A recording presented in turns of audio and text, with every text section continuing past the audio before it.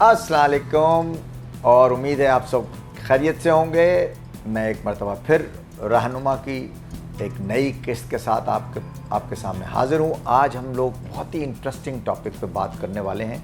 बहुत सारी ईमेल्स मुझे आई हैं और मैं इसके ऊपर बड़ी तफसील से आज बात करूँगा।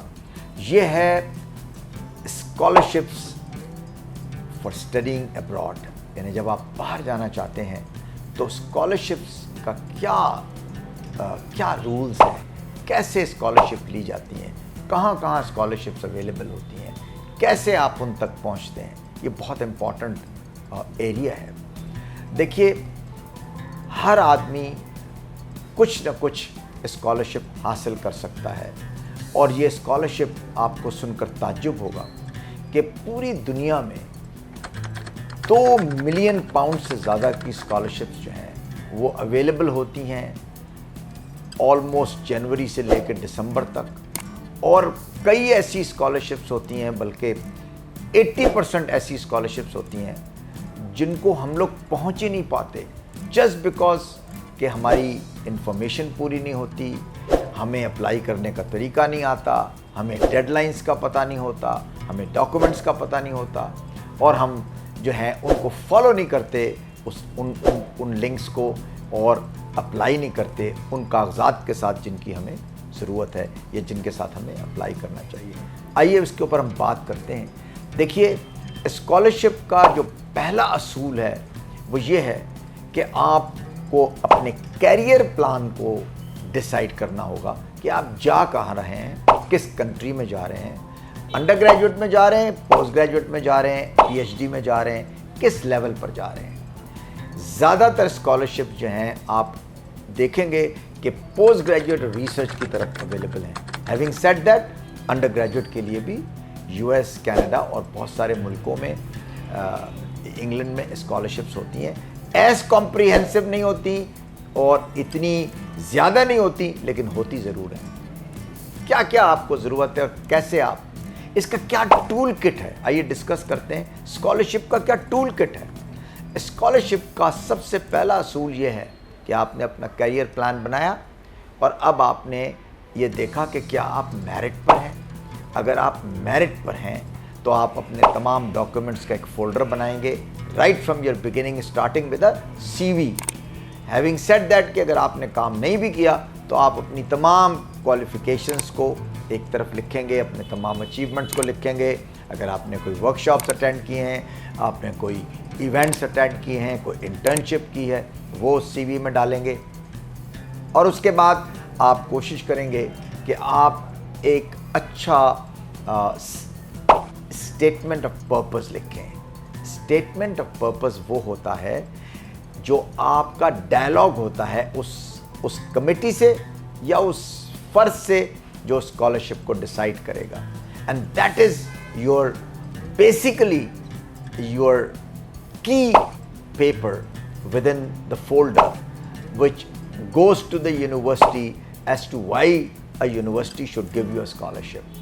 अब आप यहाँ पर बयान करेंगे कि you want to become an engineer, why you want to become an engineer, or you want to become an health specialist, or you want to become an expert philosopher, or you want to become a lawyer. Whatever profession you have chosen, you have to put in कि मैं ये बनने जा रहा हूँ, इसका ये background है, इसलिए मैंने इसको चूज़ किया है। आपका पैशन उस सब्जेक्ट के साथ क्या है, और उसको देखते हुए आप बढ़ेंगे आगे और आप बताएंगे कि इस यूनिवर्सिटी ने मुझे एक्सेप्ट किया है या इस यूनिवर्सिटी में प्लान कर रहा हूँ, ये इसकी फाइनेंशियल लेआउट है। और हमेशा एक बात का ज़रूर ख्याल रखिए कि अगर आपके पास कोई फंड्स अवेलेबल हैं तो वो उसमें इंक्लूड नहीं करें। कोशिश करें कि जितने फंड्स अवेलेबल हैं वो आप लें और जितने आप समझते हैं, ताकि आपको ज़्यादा से ज़्यादा जल्दी जवाब आए। अगर आप फुल स्कॉलरशिप के लिए जाते हैं तो ज़रूर जाएं। If you feel you are merit के ऊपर आप एक टॉप स्टूडेंट हैं, आपका CGPA हाई है, आपके ग्रेड्स आपके हाई स्कूल में हाई हैं, you have achieved stars, then please go for a full scholarship.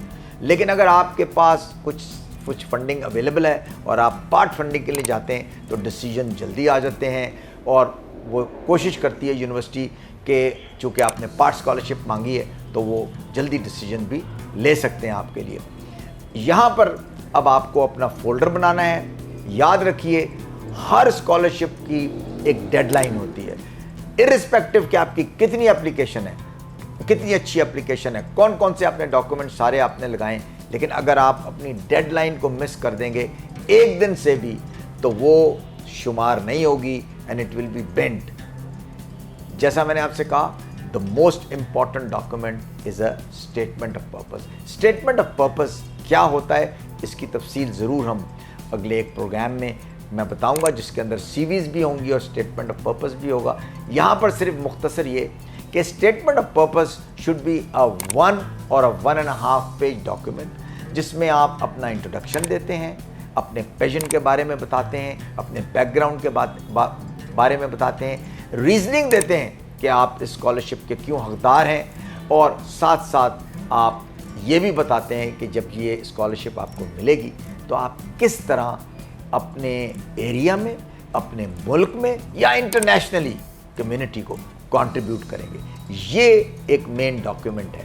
उसके बाद आपके एकेडमिक डॉक्यूमेंट्स, आपका जो भी सीवी है उसको आप लगाएंगे, और एक application form. 99% application form scholarships के ऑनलाइन होते हैं, लेकिन कुछ मैनुअल भी होते हैं जो एम्बेसीज से मिलते हैं। एम्बेसीज को अगर आप लिखेंगे, जैसे कुछ स्कॉलरशिप्स जो हैं वो जापान की एम्बेसी है पाकिस्तान में, उसके पोर्टल पे पड़े होंगे, या किसी मलेशियन गवर्नमेंट के स्कॉलरशिप्स आते हैं, हंगरी के स्कॉलरशिप्स आते हैं, एचईसी के तवस्सुत से स्कॉलरशिप्स आते हैं, उनके फॉर्म मैनुअल भी हो सकते हैं, लेकिन 99% जो स्कॉलरशिप फॉर्म्स हैं वो ऑनलाइन होते हैं। स्कॉलरशिप्स के ऑनलाइन फॉर्म आप सबमिट करेंगे, मेक श्योर करेंगे कि हर पेज का स्क्रीनशॉट रखें ताकि आप चेक कर सकें और उसको फीडबैक ले सकें कि आपने जो कुछ रिक्वायरमेंट्स थी उसे पूरी की, ताकि जब आप फाइनल बटन दबाते हैं सबमिशन का तो कोई चीज़ रहती ना हो।